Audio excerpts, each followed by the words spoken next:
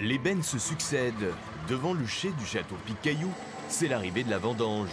Après éraflage, les grappes subissent ici un tri sur une table vibrante. Ils sont 6 à retirer les quelques déchets verts restants pour ne garder que ces baies de raisin noir. C'est Amandine Morillon, une mérignacaise de 31 ans, qui surveille ces opérations. Je suis maître de chai depuis à peu près 6 ans. Je m'occupe donc de tout ce qui est transformation du raisin en vin et de toute la vinification et de l'élevage ensuite jusqu'à la mise en bouteille du Picayou. Amandine est l'une des rares femmes maîtres de chai dans les châteaux du Bordelais. Elle commence ici les opérations de vinification selon la méthode de Denis Dubourdieu. 20 à 25 jours de cuve à température de 25 à 28 degrés, des remontages aérés limités et un seul délestage qu'elle effectue ce matin-là. Elle a une densité qui correspond à ce que tu voulais pour ton délestage? C'est une méthode d'extraction de la couleur et des tanins.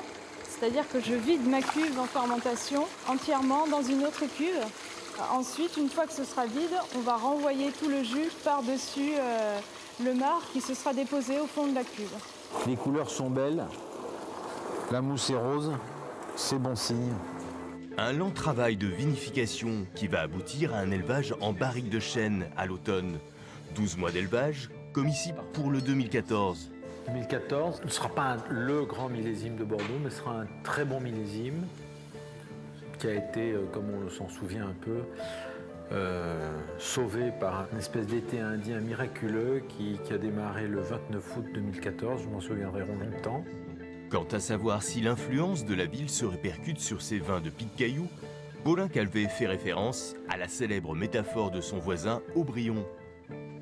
Ce que disait Jean-Bernard Delmas à propos d'Aubryon, qui disait que la ville de Bordeaux était le chauffage d'Aubryon, donc ça veut vraiment dire ce que ça veut dire. Donc le terroir est là, mais il y a un petit effet microclimat dû à la ville.